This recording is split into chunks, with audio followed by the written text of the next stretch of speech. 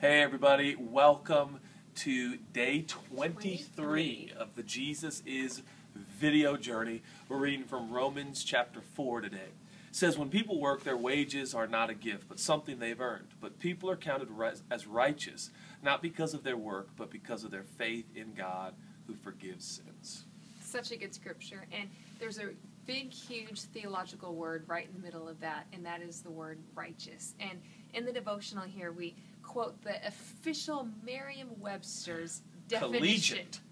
Collegiate Dictionary. That makes a big difference. Yeah. The definition of the word righteous, and it says free from guilt or sin. And that really is a definition of righteous. And the thought today is, do you actually see yourself as being free from guilt or sin?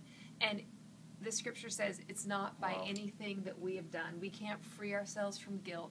We can't free ourselves from sin. The only way that can happen is through Jesus. And it's not anything that we earn, but he gives it to us as a free gift.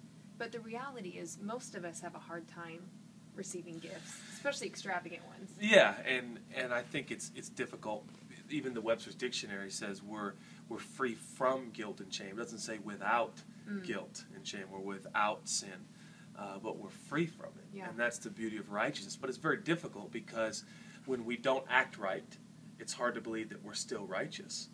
But that's the beauty of what Jesus has done for us. What was in his account was accredited to us. Now we are in right standing with God by simply sheer gift and grace, and by trusting and believing that Jesus is enough.